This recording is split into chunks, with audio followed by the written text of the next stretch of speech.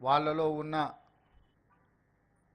కళను ఇక్కడ ప్రదర్శించడం ద్వారా సోషల్ వెల్ఫేర్ రెసిడెన్షియల్ స్కూళ్ళలో మల్టీ టాలెంటెడ్ విద్యార్థులు ఉన్నారు అని చెప్పి నాకు ఒక అవగాహన, ఒక నమ్మకం, ఆత్మవిశ్వాసం కల్పించినందుకు మీ అందరికీ మనస్ఫూర్తిగా ధన్యవాదాలు తెలియజేస్తున్నా.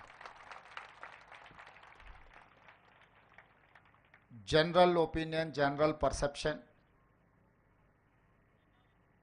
వెల్ఫేర్ హాస్టల్స్లో ఉండేవాళ్ళు కానీ రెసిడెన్షియల్ స్కూల్స్లో చదివే వాళ్ళకు టాలెంట్ తక్కువ ఉంటుందనో, ప్రైవేట్ స్కూళ్ళలో చదువుకునే వాళ్ళకు టాలెంట్ ఎక్కువ ఉంటుందనో ఒక అపోహ బలంగా నాటుకుపోయింది.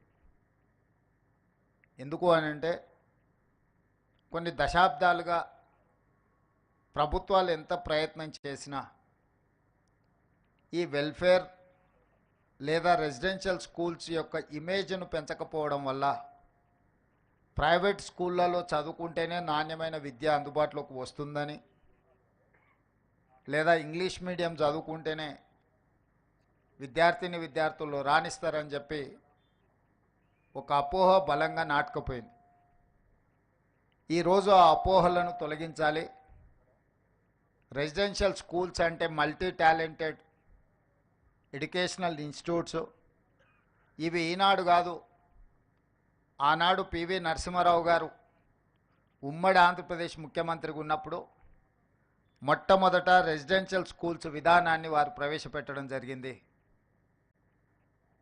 సర్వేల్ గ్రామంలో, మునుగోడు శాసనసభ నియోజకవర్గం నల్గొండలో, నాకు తెలిసి 1971 ఆ ప్రాంతంలో పివి నరసింహారావు గారు మొట్టమొదటి రెసిడెన్షియల్ స్కూల్ని ప్రారంభించి ఉమ్మడి రాష్ట్రంలో ఉండే విద్యార్థులకు అవకాశం కల్పిస్తే అక్కడి నుంచి చాలామంది ఐఏఎస్లు, ఐపీఎస్లు చాలామంది అక్కడ సర్వేల్ రెసిడెన్షియల్ స్కూల్లో చదువుకునే వాళ్ళు సెలెక్ట్ అయ్యారు.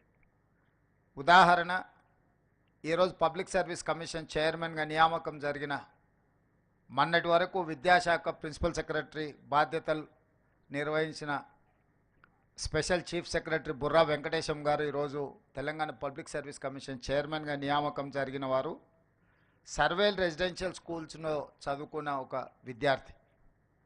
అదేవిధంగా అతనికంటే ముందు పబ్లిక్ సర్వీస్ చైర్మన్గా పనిచేసిన మహేందర్ రెడ్డి గారు